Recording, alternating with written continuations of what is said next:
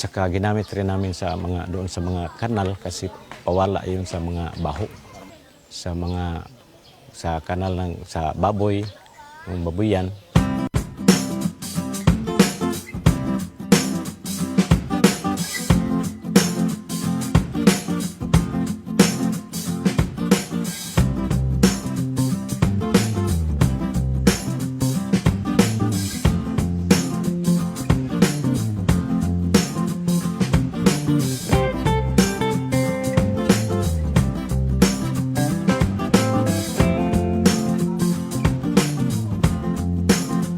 Noon na nagbubuntis ang baboy ko, hindi ko ang isa ginagamitan ko ng lactobit, ang isa wala. Yung isa sir na ginagamitan ko ng lactobit, binigay niya ang anak 16. Ang isa 8 lang, walang lactobit yun. Kaya meron akong commercial feeds pero linagyan ko kada kain ng baboy, lagyan ko ng lactobit.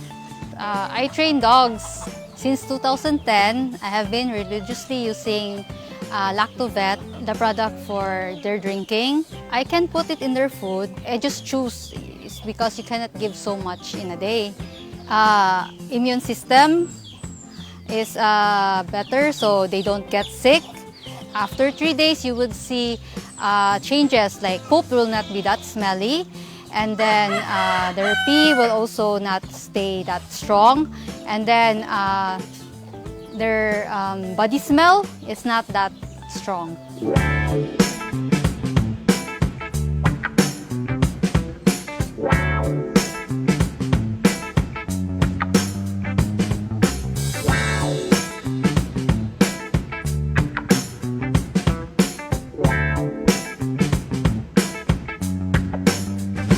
I recommend it to my clients as a cleaning agent for their cages and for areas they poop and they pee.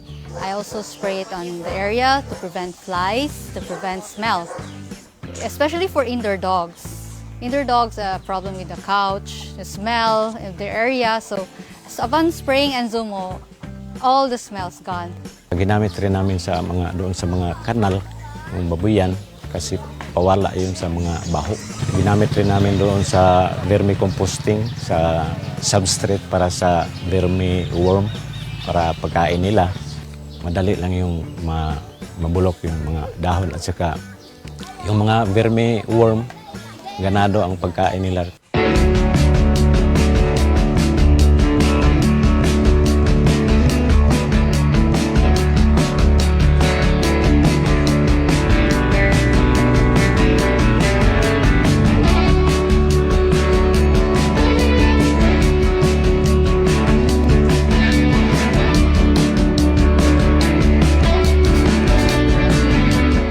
Tumaba yung lupa namin.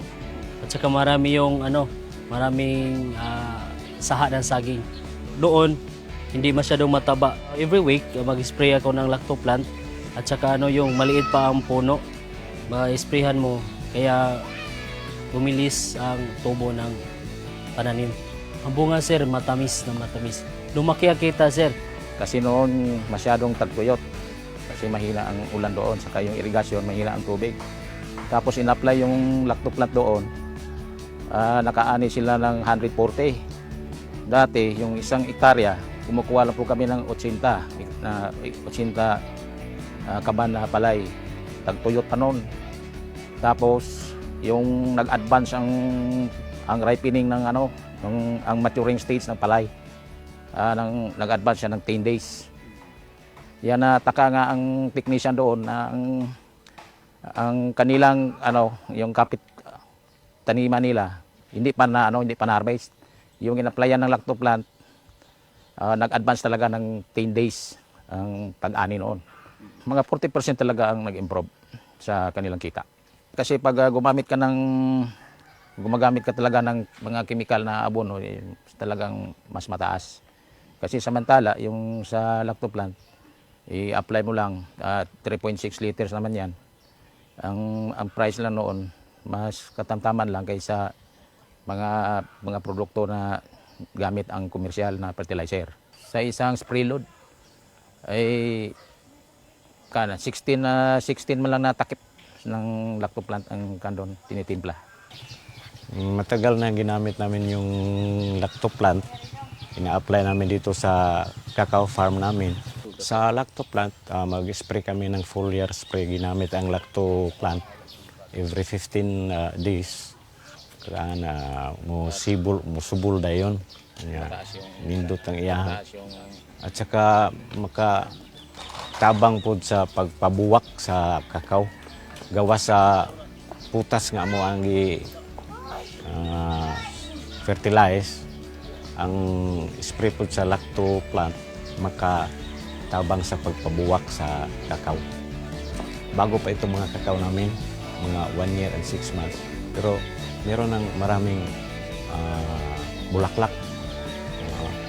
At saka meron na rin bunga na mga iilan kasi ang kakao, mga 2 years, yun magbunga ng marami. Kung hindi namin ginamit ito, posibleng wala ang mga bulaklak na ganun. Gumamit na kayo ng lactoplant para sa inyong taniman. Baho ng paligid nyo, gumamit kayo ng ang insumo. Para sa inyong mga hayop, gumamit kayo ng lactobit. Sa gitna ng pagyanig ng lupa, sa unos at dilubyong dumarating sa ating bayan, tayo ay manalangin. Panginoon, kami ay lumalapit sa iyo. Bigyan mo po ng lakas ang mga nawalan ng tahanan, ng pag-asa ang mga nawalan ng mahal sa buhay, at ng tapang ang mga patuloy na naglilingkod para sa iba. Naway maging matatag kami bilang isang bansa na kahit anong lindol o bagyo ay hindi makapagbabagsak sa aming pananampalataya. But we also pray for our leaders and every Filipino that we may be freed from the greater disaster, the corruption that weakens our nation from within. Cleanse our hearts, O Lord, that the truth and compassion may rise above greed and deception. Let every trial remind us to stand together to rebuild not only our cities but our character as a people. Mula sa Bantay Radio, isang panalangin ng pag-asa, ng pagkakaisa at ng muling pagbangon ng sambayanang Pilipino.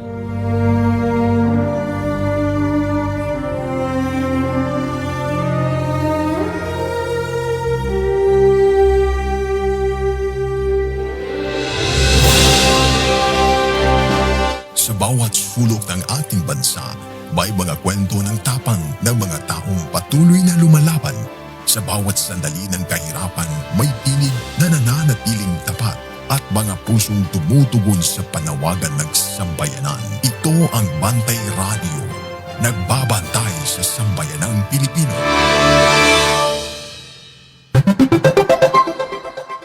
Oras sa Bantay Radio, pinasubay sa Philippine Standard Time, alas 7:01.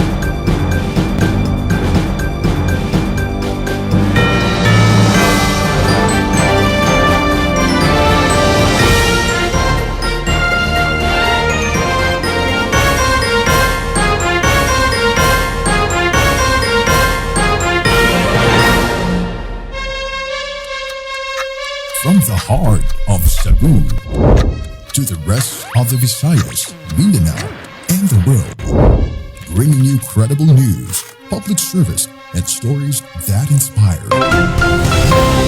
Ito ang Bantay Radio, nagbabantay sa sambayanang Pilipino. Mapapakinggan sa Bantay Radio Cebu with simulcast on 12 radio stations across Visayas and Mindanao at sa buong mundo sa pamamagitan ng Bantay Radio online streaming. Usa ka oras nga balita, serbisyo ug paglaom. Bantay Balita ngayon. Bantay Balita ngayon.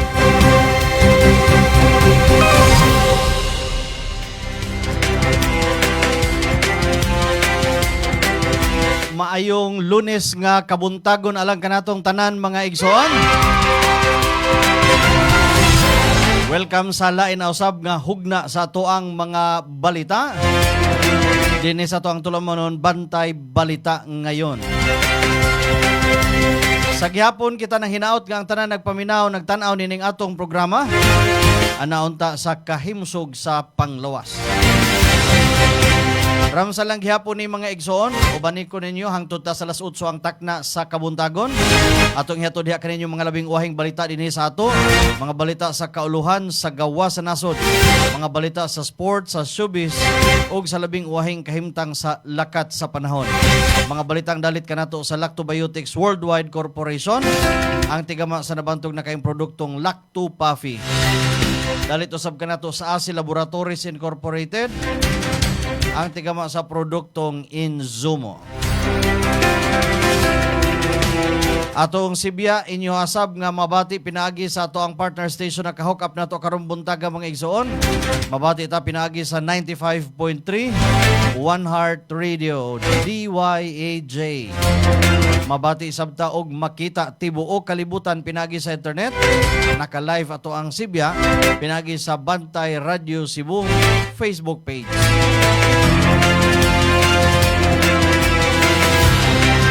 O karon sa uluhan sa to ang mga balita. Bantay Balita ngayon. Headlines.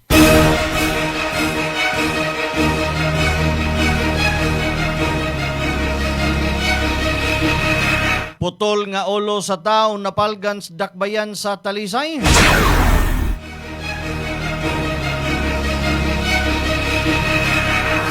Unang concert sa bagong SM Seaside Cebu Arena nagmalampuson. Kapin sa 20 na ang nakalas tungod sa landslide ug pagbaha didto sa Mindanao. Sa kauluhan, Bangko Sentral ng Pilipinas pahimangno nga ang pag-reproduce sa kwartang papel gibawal kung way pagtugot. Sa gawa sa nasod, duha na kalas pipila ang naangol gumikan sa usa ka mass shooting sa Toronto Canada Festival.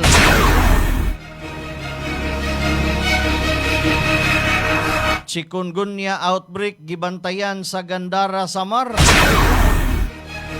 Sa ato ang showbiz, Pinoy Big Brother House ablihan sa dili na madugay. Samtang sa balita sa paugnat sa kasug, Alex Iyalan nakapauli na din his Pilipinas.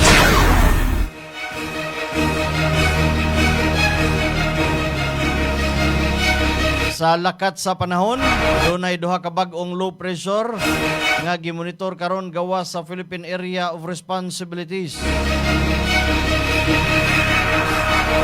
Mao kadto ato ang headlines. Bantay Balita ngayon. Headlines. Detalye sa atong mga balita sa ato ang pagbalik ato sa paminawon kining pipila ka mga mahinungdanon.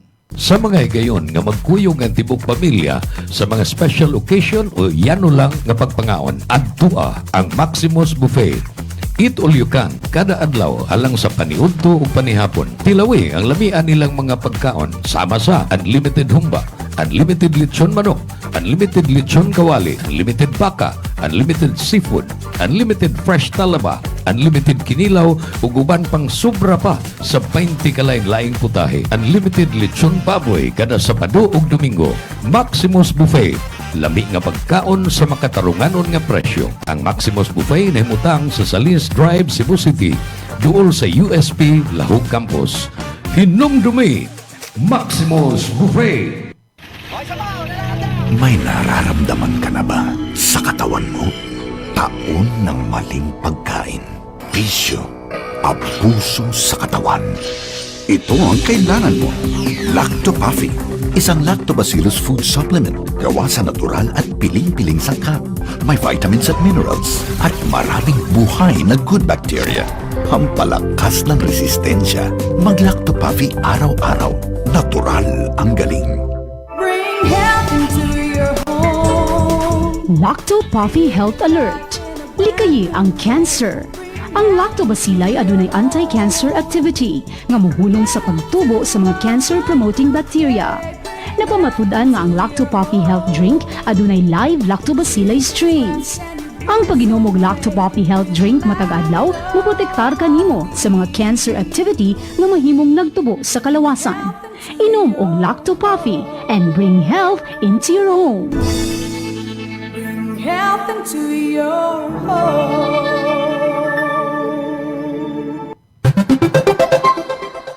Atong oras alas 7:09. Bantay Balita.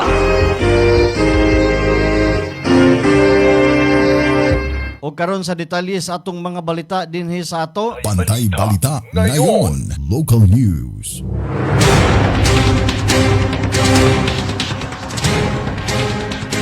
Labihang nagpasalamat ni Cebu City Mayor Nestor Archival human sa nagbalampuson nga pagpahigayon sa unang konsyerto sa bagong SM Seaside Cebu Arena.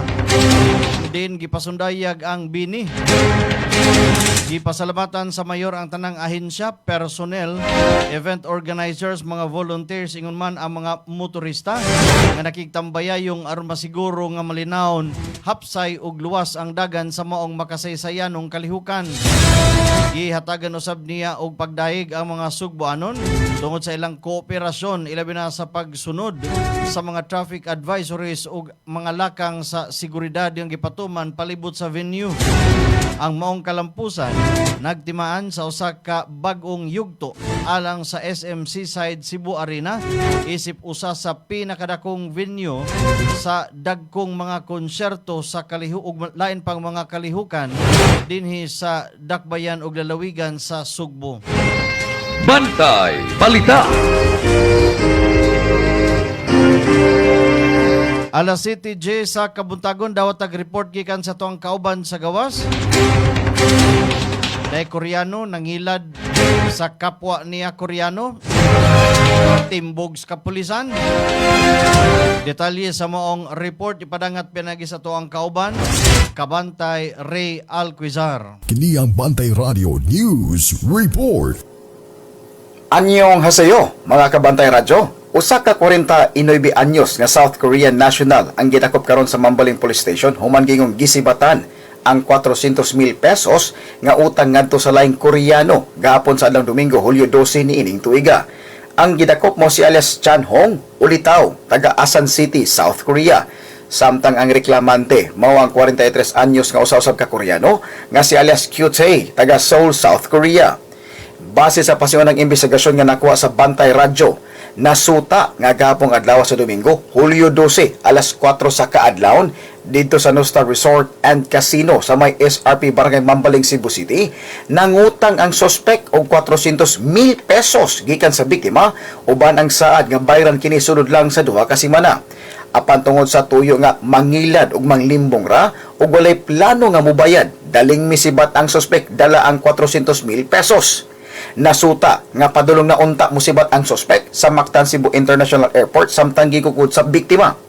May na lang kay nakapahunong ang suspek sa mga personahe sa PNP Aviation Security Group nga miresulta sa iyong pagkasikop human na nga'y pakitabang ang biktima. Human madakpi, gitabangan sa duty desk officer ang misikop kaniya sa pagpahibalo sa suspek bahin sa iyang kalapasan, sa iyang mga katungod ubos sa konstitusyon o sa iyang mga katungod ubos sa anti-torture law gamit ang pinulungan ngayang masabtan. Ang suspek kasamtangan gitanggong karon sa usa ka police station alang sa tukmang proseso sa iyang salaod. Pahimangno sa Bantay Radyo nga dili solusyon ang mangilad o manglimbong haron lang makakwarta gikan sa hinaguan sa laing tao. Kuno galing mao pa kini ang hinungdan nga mas mudako ug mas mubugat pa ang problemang atubangon sa umaabot. Nanukad sa Heritage City of the South, inyong tingog nga nagbantay sa kahanginan, Ray Alquizar, alang sa Bantay Radyo. Bantay Balita. Daghang salamat kabantay Ray Alquizar sa imong report. Naghatod sa tong oras alas 7:13 na sa Kabuntagon.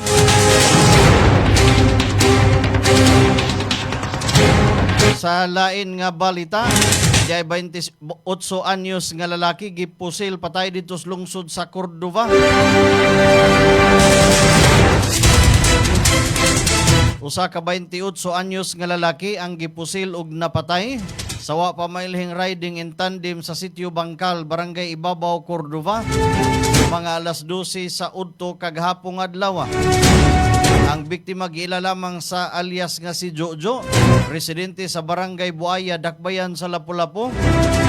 Gidali pa kini pagdangat to sa Karahay District Hospital apan gideklarar sa mga doktor nga wa na kini kinabuhi. Base sa inisyal nga investigasyon sa Cordova Municipal Police Station, giingong adunay aligasong kalambigitan sa illegal nga drugas ang biktima ug ang mga suspek. Usa sa mga anggulo nga gisusi sa kapulisan mo ang posibilidad nga gituhang police informant ang biktima human madakpan ang pipila ka giingong kauban sa mga suspitsado. Gibutyag usab sa mga investigador ang giingong gidapit ang biktima sa usa ka pat sesyon sa wa pa nahitabo ang pagpamusil. Samtang naglakaw ang biktima sa daplin sa daan, giingong gipusil siya sa mga suspek gamit ang wa pa matino nga kalibre sa armas. Dayon misibat kini palayo gikan sa maong lugar. Na-recover sa crime scene ang mga usa ka live round of ammunition na wa pa matino sa ang kalibre nga gigamit nini. Bantay Balita. Alas 7:15 sa Kabuntagon, may pagpaminaw, may pagtanaw. Brother Daniel Noel from Asturias, Cebu. And good morning to Miss Lindy Nipaya from Balamban, Cebu.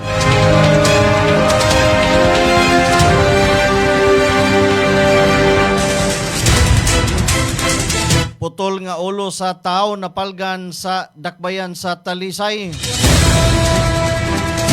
Usa ka putol nga ulo sa tao ang nakalplagan sa usa ka bakanting luna nga adunay natipong basura sa Dawis Road, Barangay Kansuhong, Dakbayan sa Talisay.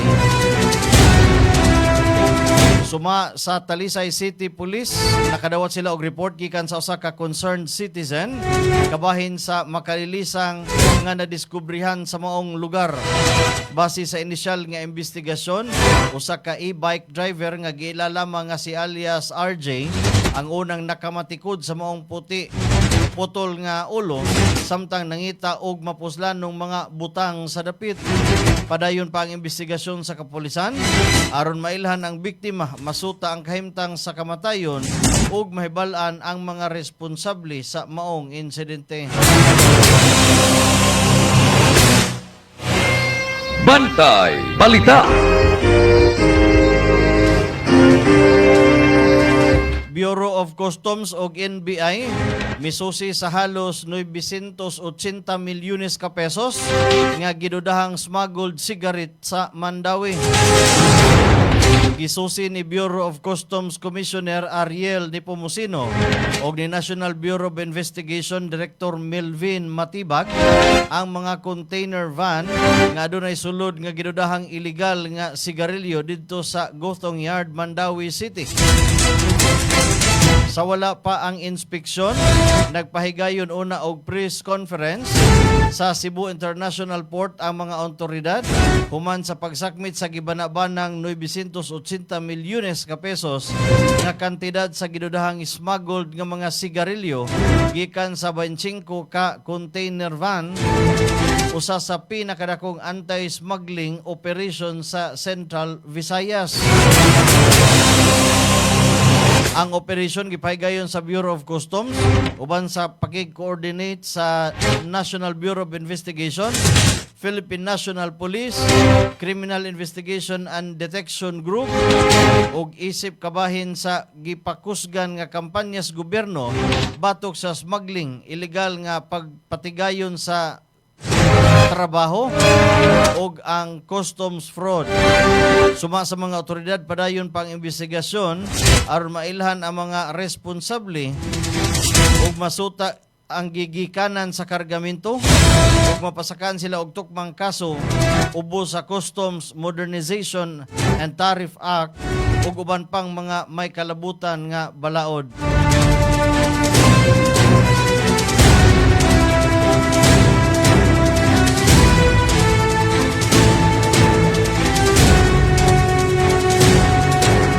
Alas 7:18. Nasakpan ng usa ka habal-habal driver atol sa buy-bust operation nga gipahigayon sa Philippine Drug Enforcement Agency 7 sa Barangay Kanduman, Dakbayan sa Mandawi. Gidakop ang suspect tungod sa giingong paglapas sa Comprehensive Dangerous Drug Act of 2002 o Republic Act number 9165. Padayon pa ang investigasyon sa PDEA aron matino ang uban pang detalye og kaso sa posibleng ipasaka ngadto sa suspitsado sumikan sa iyang legal nga kalihukan. Bantay Balita.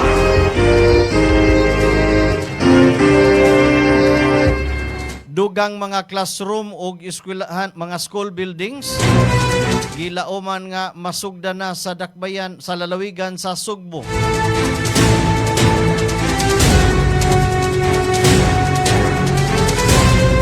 Gilauman nga masugda na ang pagtukod sa dugang classroom ug school buildings sa probinsya sa Sugbo human makadawat og 200 milyones ka pesos nga pondo ang lalawigan ubos sa Basic Education Facilities Program sa Department of Education. Gipalig-on ang maong programa pinaagi sa pagpirma sa usa ka Memorandum of Agreement sa DepEd Central Office sa Marikina sa Makati City. Diin mitambong sila si DepEd Assistant Secretary Aurelio Paulo Bartolome, Undersecretary Peter Irving Corvera.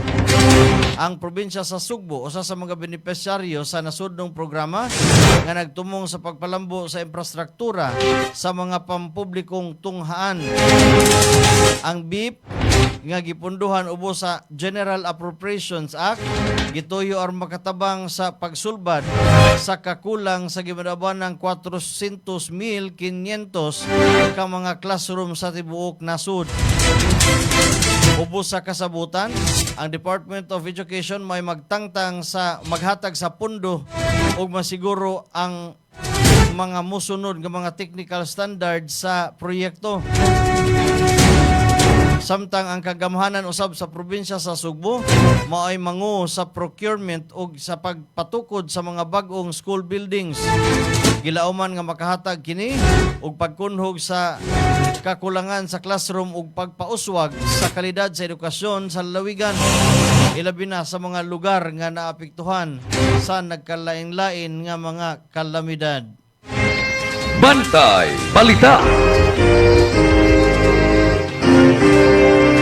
May pagtanaw, may pagpaminaw, Kuya Wilson Ponce Golim.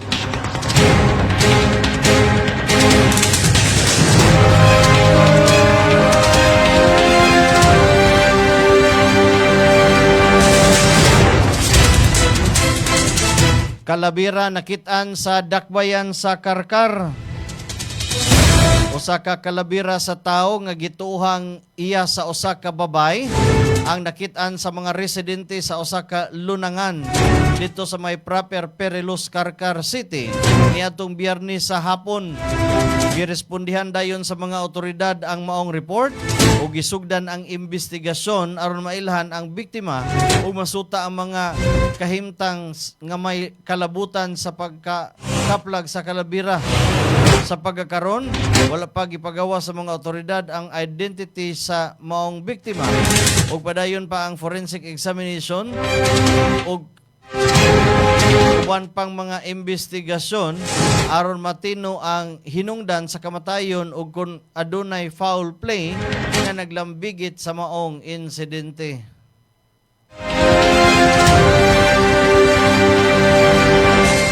Bantay Balita.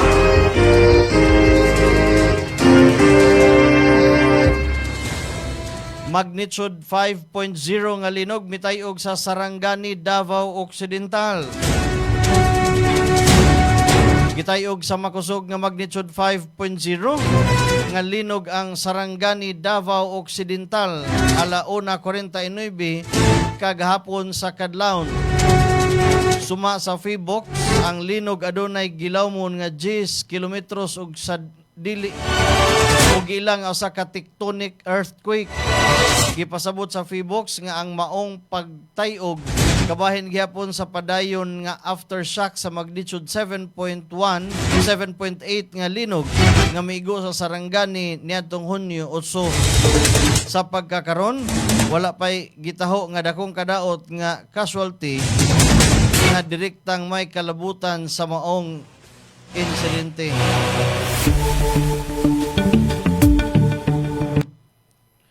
Alas 7:24 sa Kabuntagon.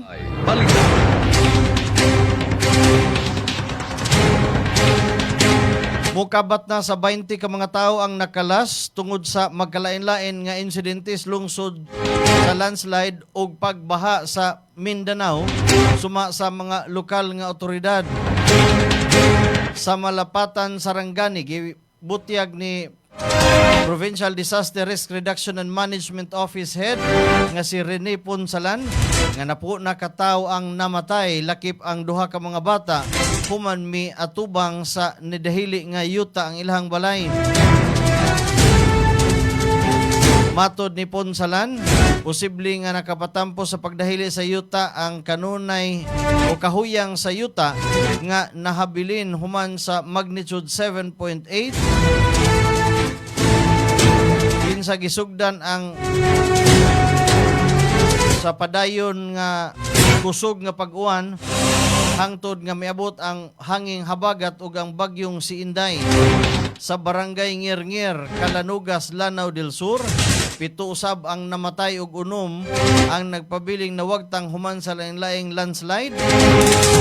Pipila ka mga balay ang natabunan sa yuta samtang duha ka mga residente ang naluwas. Gibutyag sa mga otoridad nga lisod ang pagresponde sa lugar tungod kay dili maagian mga sakyanan ang karsada. Hinungdan nga nagpugos ang mga responder o paglakaw sud sa napo kapin ka kilometros aron makaabot sa apektadong lugar. Samtang usab ang namatay sa managlahing insidentes pagbaha didto sa Bukidnon ug usa-usab ang namatay sa Talayan, Maguindanao del Sur. Padayon sa pagkakaroon ang search, rescue and retrieval operation samtang nagpadayon usab ang paghatag og mga tabang sa mga apektadong pamilya sa komunidad.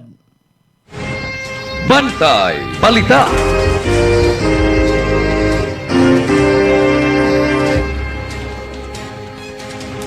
Halos 1,000 ka mga pasahero na stranded tungod sa bagyong Inday. Nikabat ngadto sa 997 ka mga pasahero, mga truck drivers ug cargo helpers ang na-stranded sa nakalain-lain nga mga cargo o nakalain-lain nga mga pantalan sa nasod tungod sa epekto sa bagyong Inday.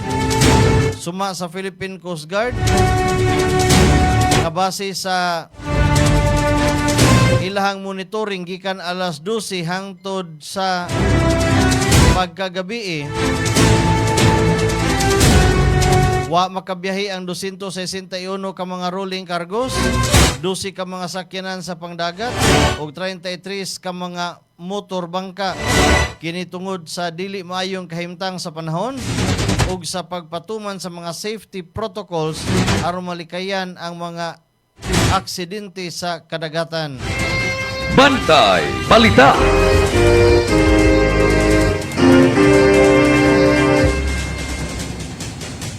Alas 7:27. Misaka na sa 18 katawo ang nakalas tungod sa epekto sa bagyong Inday ug sa pinakakusgang hangin sa habagat. Suma kini sa pinakabag-ong dato sa mga otoridad. Sa tibuok nasud kapin 562,000 ka mga individual ang maapektuhan sa bagyo ug sa wayhono nga pag-ulan nga nagdala og pagbanabana ug pagbaha sa pagdahili sa yuta sa nagkalain-lain nga lugar. Padayon sa pagkakaroon ang search, rescue ug retrieval operation sa mga apektadong komunidad samtang nagpaday na usab ang pakighimamat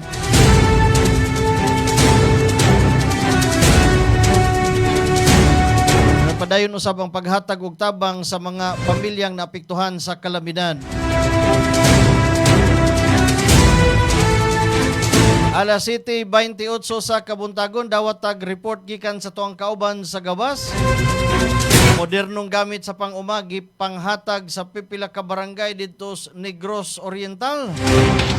Detalye sa moong balita ipadangat pinagi sa tuang kauban, Kabantay Alan Rosete. Kini ang Bantay Radio News Report. Yes, so salamat ang kabantay. Ram sa nga balita karong mutaga, ubay-ubay ang mga farm equipment gyapon-apod sa mga pinili nga barangay sa lalawigan sa Negros Oriental atol sa seremonial sa distribution sa mga title sa yuta atong Julio G sa Bernes sa Negros Oriental Convention Center.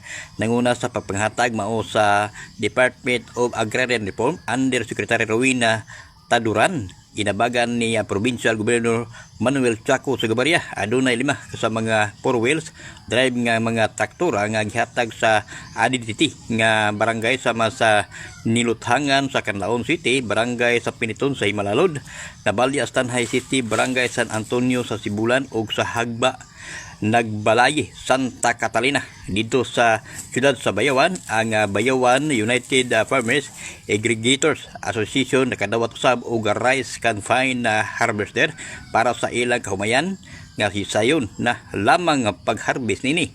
Suma total anaa sa 7.9 ka milyon ka pesos ang budget nga sa farm equipment og kini tanan nga gidawat sa mga farm association alang sa pag-amping niini. Moro na ito nadawat nga balita karubutaga kabanterap sa lipat pasalamatan ang Lacto Pape mapalit kini sa inyong mga lugar. Kini inyong kabarangay ni aksyon ng lokal sa probinsya sa Negros Oriental alang sa Bantay Radio Alan Rosete. Bantay Balita. Daghang salamat Kabantay Alan Rosete sa imuhang report. Naghatod sa tong oras alas 7:30 sa Kabuntagon. Mao kadto naglangkob sa itong mga balitang lokal.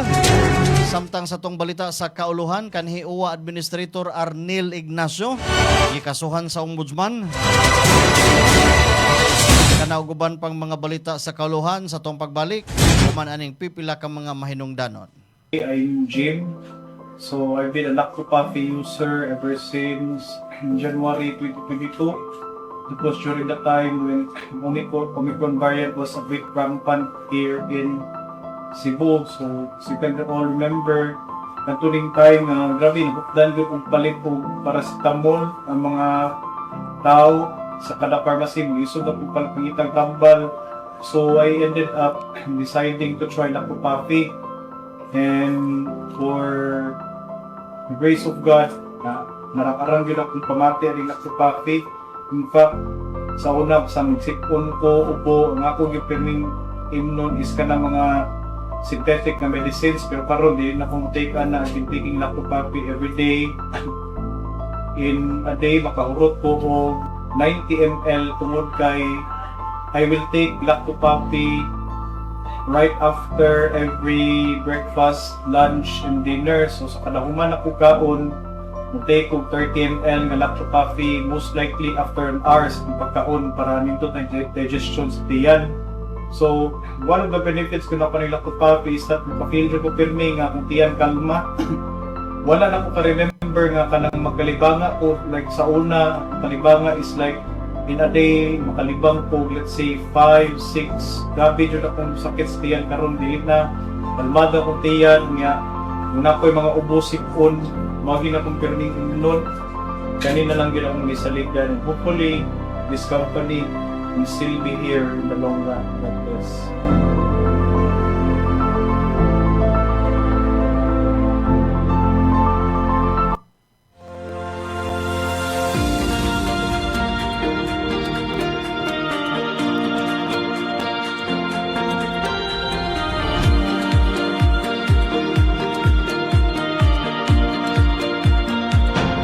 Sobrang epektibo lalo na sa mga pananim at trusted na maraming farmers sa buong bansa. Una na dyan ay ang Lactoplant na isang organic foliar fertilizer na pumoprotekta laban sa acidity ng lupa at nagbibigay ng magandang nutrisyon na nagre-resulta ng malaking 40% increase ng pagdami ng bunga. Sunod, ay ang Icon na isang organic insect control na nagtataboy ng mga insektong sumisira sa mga pananim dahilan ng pagkalugi ng maraming magsasaka. At ang panghuli ay Antika na nagtatanggal naman ng pagkalanta at pagkasunog ng dahon na sanhi ng bakterya at fungus. Lahat ng to ay non-toxic, 100% organic at higit sa lahat, safe sa kalusugan ng mga farmers. At ito pa ang good news, proud locally made nga din pala to dito mismo sa Pilipinas. Available ang Icon, Antika at Lactoplant sa iba't ibang lugar sa Luz Vimin. At available nga pala to sa online para mas convenient sa'yo. Nasa comment yung link kung saan ka makakakuha. Andito na lahat at para talaga to sa mga magsasaka sa buong Pilipinas.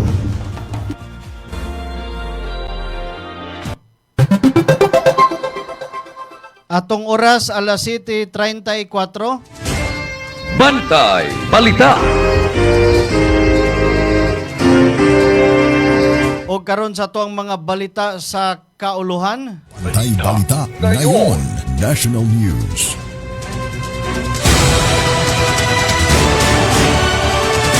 Kanhi OWA Administrator Arnel Ignacio gikasuhan sa Ombudsman. Gikumpirmar nga gikasuhan sa Office of the Ombudsman si kanhi Overseas Workers Welfare Administration kon OWA Administrator Arnel Ignacio sa kasong usurpation may kalabutan sa pagpalit sa OWA ug yuta na kantidad og 1.4 bilyones ka pesos. Suma kang Department of Migrant Workers Secretary Hans Leo Kakdak migawas sa investigasyon nga gipirmahan kuno ni Ignacio ang kontrata ug ang pagpagawas sa pondo nga way pagtugot sa OWA Board of Trustees. Samtang gibasura sa Ombudsman ang mga reklamo batok kaniya nga may kalabutan sa Anti-Graft and Corrupt Practices Act, Malversation of Public Funds ug Anti-Plunder Act. Bisan pa niini gipahibaw ni Kakdak apila sila sa desisyon bahin sa pagbasura sa maong kaso.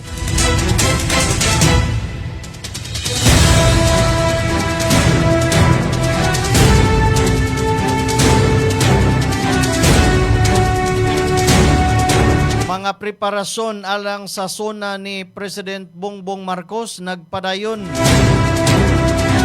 Padayon ng House of Representatives sa paghuman sa mga preparasyon alang sa gipaabot nga ikalimang State of the Nation Address kon sona ni Presidente Ferdinand Bongbong Marcos Jr. nga ipahigayon karong Hulyo 27.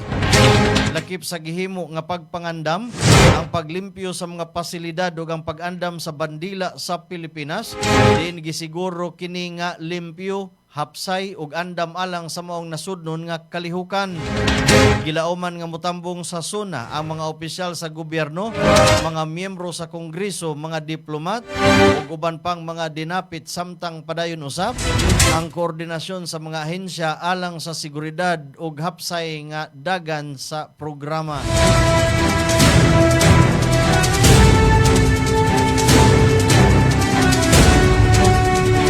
Alas 7:36, Sandigan Bayan, gibasura ang tulo ka moson ni Senador Jinggoy Estrada.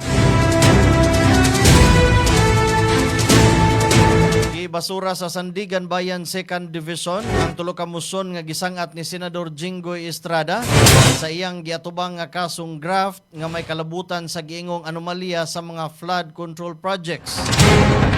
Lakip sa mga gibasura sa korte ang motion to quash, motion to dismiss the case with prejudice, motion to suspend proceedings. Nagpasabot nga ang maong desisyon na magpadayon ang pagdungog sa kaso batok kang sa senador. Bantay Balita.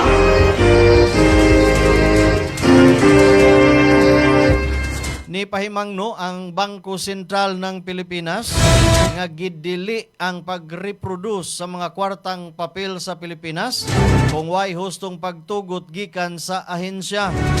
Ubos sa BSP Circular Number 829 Series of 2014 dili mahimong i-print, i-photocopy, i-scan, i-apod-apod o gamito ng hulagway sa bisan unsang Philippine banknote, ma-black and white man o colored kunway proper authorization gikan sa BSP.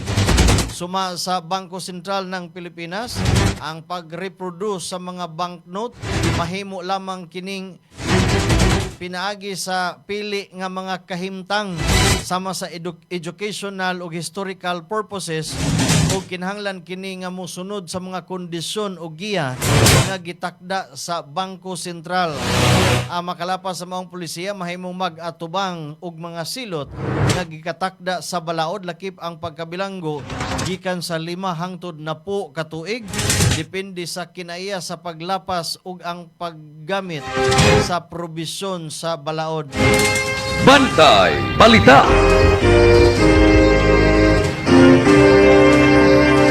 Mga kaso ni Senador Rodante Marcolita ihiusa na sa joint trial. Nitugot ang Sandigan Bayan 3rd Division sa pag-consolidate o paghiusa sa kasong plunder o sa kasong paglapas sa Presidential Decree number 46 batok kang Senador Rodante Marcolita nga kaniadto anaa sa 6th Division.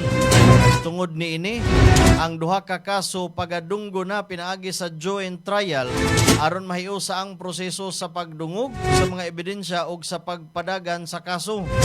Kahinumduman nga kauban sa senador sa kasong paglapas sa Presidential Decree number 46 ang negosyanteng si Joseph Espiritu.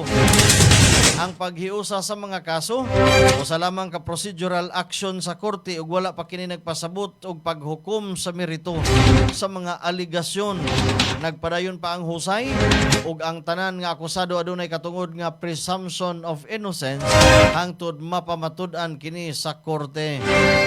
Bantay Balita. DSWD 6 og Philippine Army naghimo og relief operation sa Antique. Nagpahigayon og relief operations ang Department of Social Welfare and Development Field Office 6 Western Visayas uban sa Philippine Army niadtong Hulyo Gis aron mahatagan og tabang ang mga pamilyang naapektuhan sa bagyong Inday sa Barbaza Antique. Pinaagi sa koordinasyon paningkamot sa duha ka ahensya na pang-apod-apod ang mga family food pack ngadto sa mga apektadong pamilya aron makatabang sa ilang adlaw-adlaw nga panginhanglan samtang nagpadayon ang epekto sa dili maayong panahon. Gipasiugda usab sa DSWD nga padayon nilang gipaligon ang koordinasyon uban sa mga kaabag nga ahensya ug lokal nga kagamhanan aron masiguro ang paspas, hapsay ug organisadong paghatod sa mga ayuda ngadto sa tanang pamilya nga nanginahanglan. Bantay Balita. Alas 7:41, Bulkang Mayon padayon pang nagbuga og mga lava. Nakuhaan og footage sa Philippine Institute of Volcanology and Seismology on FIVOC ang lava effusion o padayong pagbuga og lava sa Bulkang Mayon tali alas 4 sa buntag hangtod alas 4:40. Suma sa FIVOX, maon kini ang ika-187 kasunod-sunod nga adlaw sa effusive eruption sa bulkan nga nagpadayon sa pagbuga og lava, paghug og mga bato ug uban pang kalihukan sa bulkan. Nagpabilin ang alert level 3 sa Bulkan Mayon nga nagpasabot nga dunay taas nga posibilidad sa peligro nga volcanic activity. Gipadayon sa FIVOX nga ang hugot nga pagpatuman sa 6 kilometer permanent danger zone o giawhag ang publiko nga likayan ang pagsulod niini ug mosunod sa tanang opisyal nga mga advisories alang sa ilahang kaluwasan. Bantay Balita.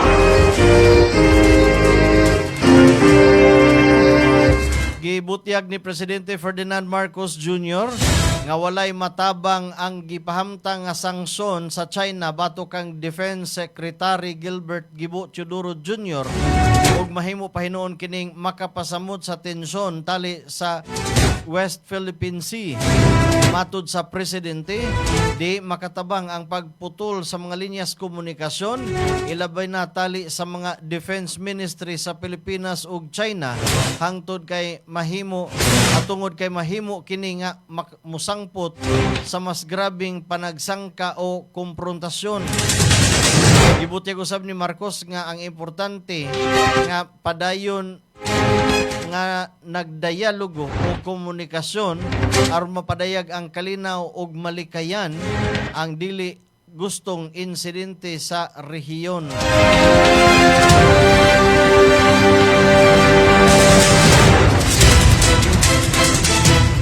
Alas 7:44 sa Kabuntagon.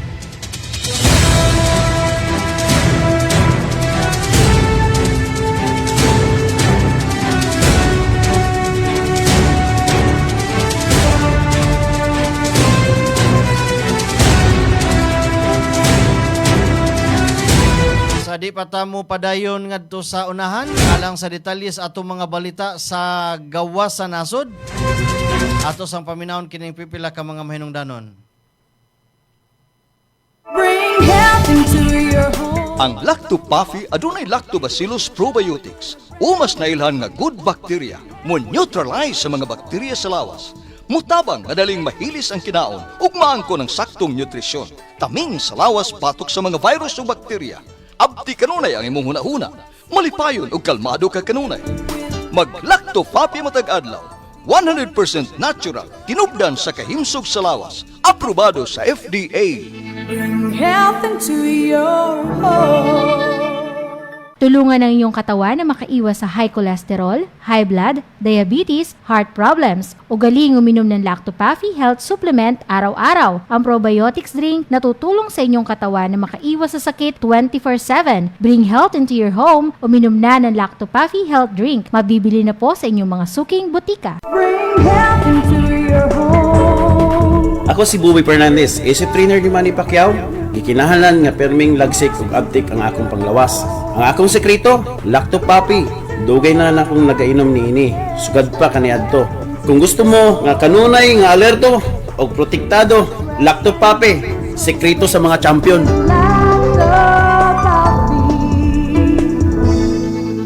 Bring health into your home. Bring health into your home. Kung magdaghan ng bad bacteria sa kalawasan, musangput kinig mga balatian. Mahimong masumpo kining tanan, kaya niya na ang kasulbaran. Lacto-Puffy, tinubdan sa good bacteria. Umas na ilan nga probiotics, nga mo'y mupugong ug musumpo sa pagkuyanap sa dautang kagaw. Lactobacillus Food Supplement.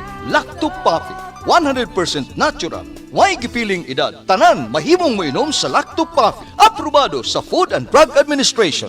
Bring health into your home. Kung ikaw ay may hika, hyperacidity, ulcer, diarrhea, constipation, arthritis at hemorrhoids, ugaliin na ang pag-inom ng Lacto-Puffy Health Supplement araw-araw. Ang probiotics drink na tutulong sa iyong katawan na makaiwas sa sakit 24/7. Bring health into your home. Uminom na ng Lacto-Puffy Health Supplement. Mabibili na po sa inyong mga suking butika. Bantay Balita. Bantay Balita ngayon. World News. O karon sa detalye sa ato mga balita sa gawas sa nasod. Miabot na ngadto sa 12 ka mga tao ang nakalas samtang kapin 20 pa ang gikatahong nawagtang human sa grabing wildfire nga miulbo sa southern Spain ni adtong Hulyo 10. Base sa inisyal nga investigasyon, gituuhan nga ang natumba nga poste sa kuryente mao'y posibleng hinungdan sa pagsugod sa sunog nga dali nga mikatap sa Los Gallardos sa probinsya sa Almeria. Sumapa sa pipila ka mga residente, murag kuno sila gipang gihagbungan og bomba tungod sa kapakya sa pagkatap sa kalayo nga nakaigo sa daghan nga mga panimalay og guba sa uban pang mga istruktura. Daghang residente ang nakabakwit pinagi sa ilang mga sakyanan apan adunay uban nga naabtan sa kusog nga kalayo nga apil usab ang baga kayo nga aso. Dayon sa pagkakaroon ng operasyon sa mga bombero o rescue teams aron mapaong ang sunog, pagpangita sa mga nangawagtang o pagtabang sa mga naapektuhan. Bantay Balita.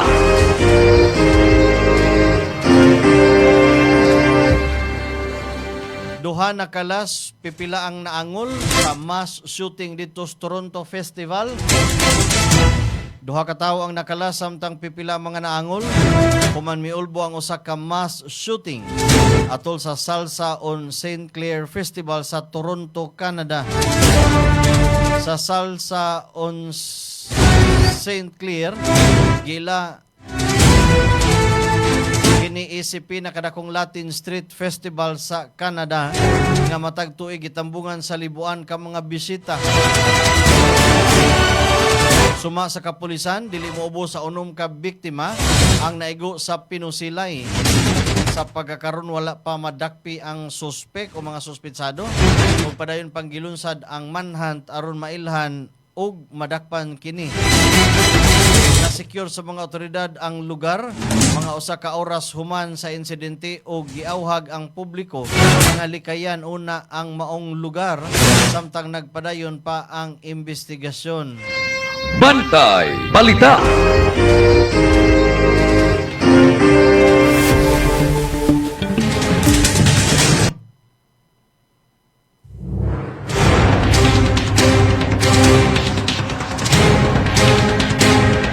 Grupo sa mga venomous nga mga bitin na apil og kaanod tungod sa grabing baha sa China.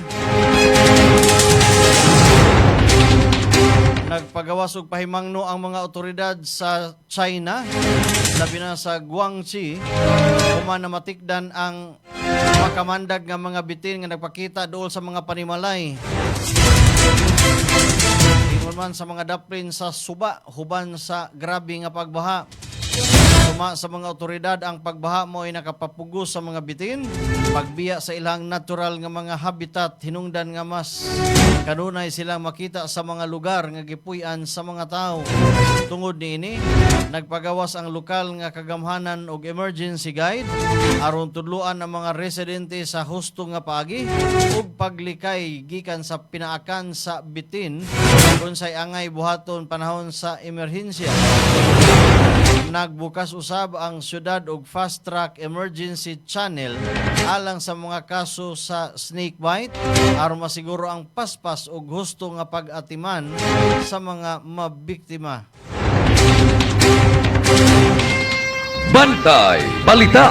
Bantay Balita ngayon, Health News. Hugot nga gimonitor sa lokal nga kagamhanan ang kahimtang sa Gandara, Samar human sa outbreak sa chikungunya sa duha ka mga barangay. Gipaubos na sa Code Red ang barangay Nguso ug barangay 14 de Agosto human matala ang 84 ka mga kaso sa maong sakit hangtod niadtong Hunyo 30. Gibantayan usab sa lokal nga kagamhanan ang laing 67 ka mga barangay aron mapugngan ang mga dugang nga pagpakatap sa sakit nga gipasa pinaagi sa Aedes mosquitoes. Ang samang matang salamok nga gihimong magdala sa Zika virus. Lakip sa mga sintomas sa chikungunya, ang taas nga hilanat, labad sa o, pagkaluya, rashes, sakit sa mga lutahan ug kaunuran. Giyawhag ang mga residente nga limpyuhan kanunay ang ilang palibot ug wag tangon ang mga lugar nga mahimong kapuy-an o pangitlugan sa mga lamok sama sa mga sudlanan nga adunay natigom nga mga tubig.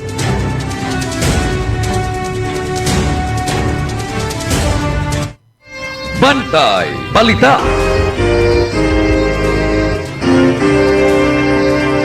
Alas 7:53.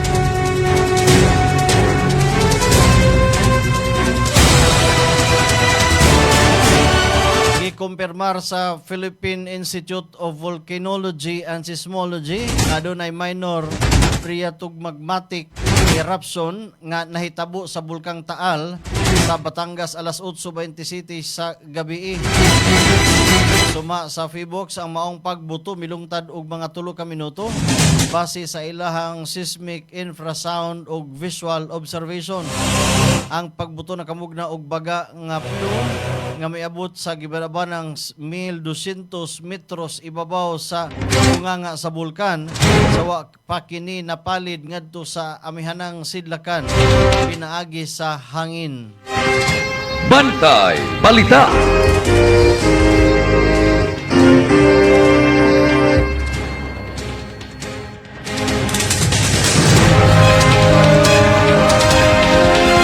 Alas 7:54 sa kabuntagon. Atong dawaton ang Showbiz News. Pinagi sa ato ang Showbiz Chikadura, Grace Bakiro. Hulga nga giatubang sa kinaiyahan gituki sa Haha Heights. Gipasundayag sa Siddhartha Theater sa Guangming College ang orihinal nga advocacy musical nga Haha Heights nga naghatag og lawom nga pagtan-aw sa epekto sa pagpatag sa kabukiran ngadto sa komunidad ug sa kinaiyahan. Ang istorya niini kay naghiskot kalabot kang Marilyn, usa ka estudyante gikan sa City of Bus ug sa iyang gigaling si 30, anak sa usa ka property developer. Nakasugat og hagit ang ilang panagigalaay tungod sa usa ka luxury housing project nga naghatag og kabalaka sa mga residente nga posibleng maapektuhan. Usa sa labing nakapukaw sa emosyon sa mga nananaw mao ang mga eksena nga nagkulagway sa pagkadaot sa kinaiyahan ug sa epekto sa climate change, sama sa pagbaha ug pagbanlas sa komunidad tungod sa paspas nga urbanisasyon. Matud pa sa SK Chairman sa Barangay Guadalupe nga si Matt Estenzo nga nahaong gyud sa kasamtangang panahon ang Haha Heights.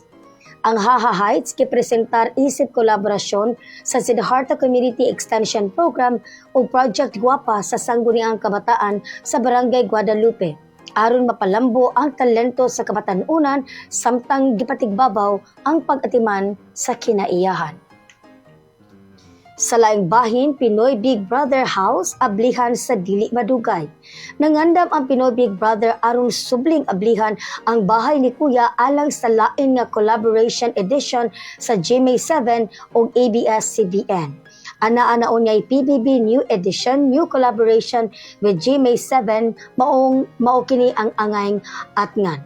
Exciting kaayo labi na adunay bag-ong balay og hopefully ang mga dynamics, exciting moments sa bahay ni Kuya ang angayng atngan. Sa mga nangutana kung duna by editions, mato di Lorente Jogi nga paabuton lang kay moanunsyo ra sila. Ang niaging Pinoy Big Brother Celebrity Collab Edition 2.0 ang nagsilbing second collaboration sa ABS-CBN o GMA nga nag-feature sa Teen Talent sa Star Magic o Sparkle Isip Housemates. Og mao kana ang ato mga showbiz palita karong adlaw. At ang iamastagkan pang mas makalingaw nga showbiz news diri sa Bantay Balita ngayon. Kini ang inyong Bantay Showbiz Patroller, Grace Bakero. Mayong buntag. Back to you, Ramsa. Daghang salamat kabantay Grace Bakero sa imong report. Arita sa tuag balita sa paugnat sa kusog.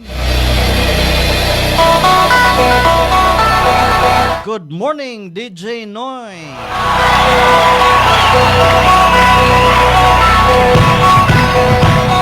May pauli na sa Manila ang Filipina tennis sensation nga si Alex Iyala human sa iyang makasaysayanong kampanya sa 2026 Wimbledon Championship.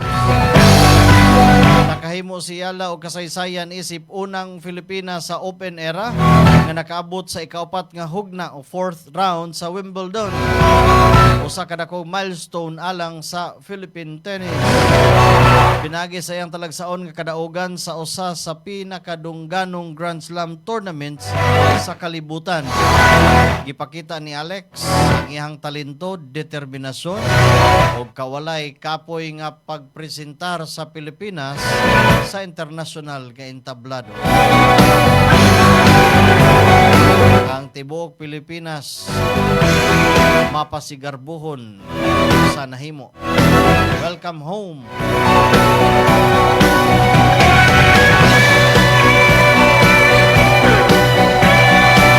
balita sa kahimtang sa panahon.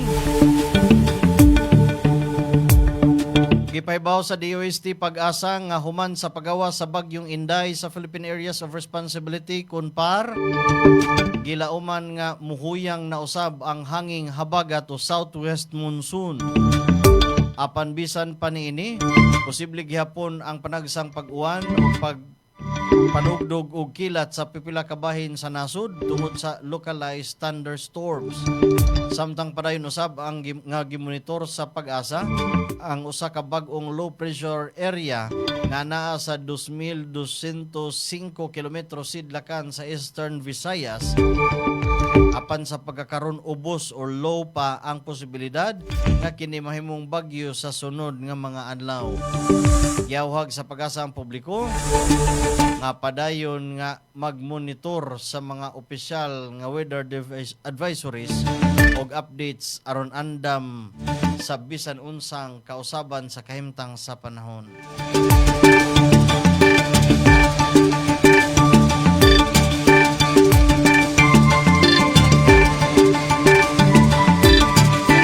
Ang report sa kahimtang sa panahon, mahingpit nagtapos linyada sa ato ang mga balita.